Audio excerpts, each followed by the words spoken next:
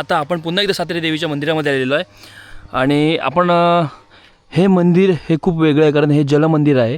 बघू शकता कोकणातील सर्वात मोठी जत्रा असते ना ती इथं अंगणेवाडीला असते. ती साधारण फेब्रुवारी महिन्यामध्ये असते आणि ती कुठली तारीख अशी फिक्स नसते. ती कौल होतं देवाला आणि त्यातनं ते कौलमधनं ती तारीख जी ठरली होते.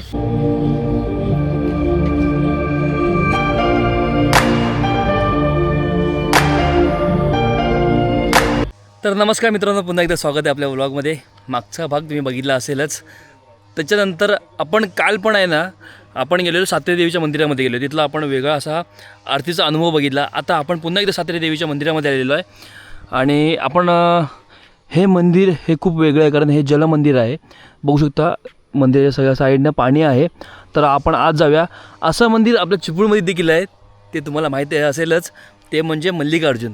तसंच हे सातेरी देवीचं मंदिर आहे मित्रांनो. तर आज जाऊया आणि आतला सर्व अनुभव घेऊया. मित्रांनो, या जंगलामधून जायची जी वाट असते ना एवढी भारी वाटते ना, म्हणजे हा प्रवासच खूप मस्त होता. खरं तर आहे बघा, इकडं पण वाटतं काम चालू आहे रोडचं.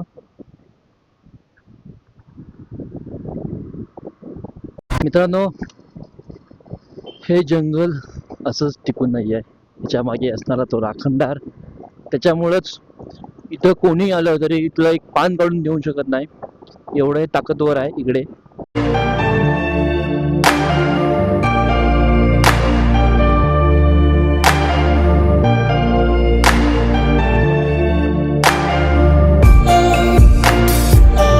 मित्रांनो, असंच पाणी सगळं मंदिराच्या चारी बाजूनं आहे आणि त्याच्यावरती वसलेली ही सातेरी देवी आहे. तर आज जाऊया आणि देवीचे दर्शन घेऊया.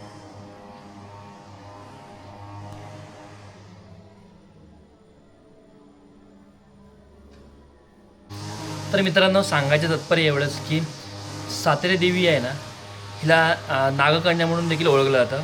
आणि हे मंदिर जे आहे ना हे वाढू असतं कायम, म्हणजे आजूबाजूला पण देखील वाढू वगैरे असतं. त्याच ठिकाणी हे मंदिर असतं सातेरी देवीचं. काल देखील तुम्ही हे अनुभवलं. आणि म्हणजे मी असं ऐकलं गेलं की हे मंदिर जे आहे ते साधारण एक 500 वर्ष जुनं आहे. आणि आजूबाजूचं असलेलं वातावरण देखील तुम्ही त्याच्यात अनुभवलं कशा प्रकारे आहे. आणि असं चारी बाजूने असलेलं हे पाणी हे खूप भारी आहे. आणि इथं असलेले हे प्रसन्न वातावरण खूप भारी आहे. आणि कोकणातील ही आगळीवेगळी जे मंदिर आहेत आणि इथली असलेली अशी आगळीवेगळी असलेली परंपरा लोकांना खूप आकर्षित करते. आणि आम्ही देखील ही आगळीवेगळी असलेली परंपरा आज अनुभवतो आहे. हे खूप भारी वाटतं आहे.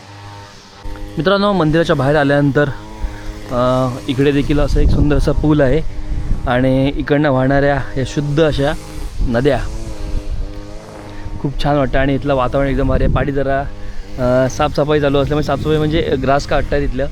आणि आजूबाजूचं वातावरण खूप सुंदर आहे. आणि वारा पण एवढा भारी सुटला आहे ना, सुंदर असं.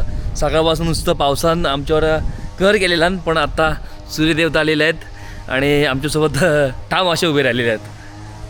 मित्रांनो, पूर्ण देऊळ फिरताना आम्हाला हे दगडातील शिल्प आम्हाला दिसली. हे बघा, खूप सुंदर आहे ते बघा.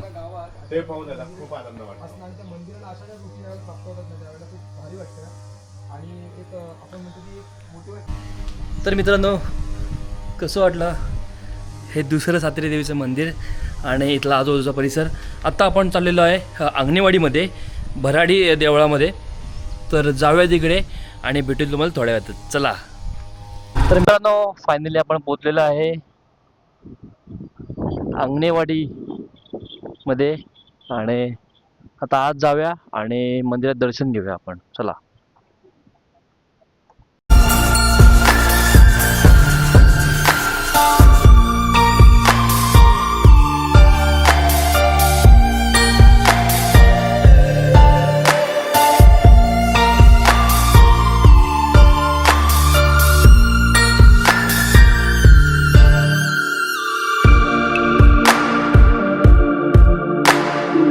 तर मित्रांनो, फायनली आपण आलेलो आहे अंगणेवाडीमध्ये. भराडी देवीचं दर्शन घ्यायला आलेलो आहे आणि आज जाऊन दर्शन घेऊन आलेलो आहे. आतमध्ये कॅमेरा वगैरे अलाउड नाही आहे, त्यामुळे आतमध्ये व्हिडिओ काढता आले नाहीत. आणि पण तुम्हाला माहिती सांगायचं तात्पर्य म्हणजे सर्वात कोकणातली सर्वात मोठी जत्रा असते ना ती इथं अंगणवाडीला असते. ती साधारण फेब्रुवारी महिन्यामध्ये असते आणि ती कुठली तारीख अशी फिक्स नसते. ते कौल होतं देवाला आणि त्यातनं ते कौलमधनं ती तारीख जी ठरली होते. आपण इथली माहिती आहे ना, आपला इथला लोकल माणूस विनायक, त्याच्याकडनं आपण जाणून घेऊया. विनायक, काय सांगशील ते देवळाबद्दल? कसं आहे ना मित्रांनो, आत्ता आपण आहोत अंगणवाडीमधील प्रसिद्ध असं भराडी देवी मंदिर, जे की अख्ख्या महाराष्ट्रामध्ये खूप प्रसिद्ध आहे.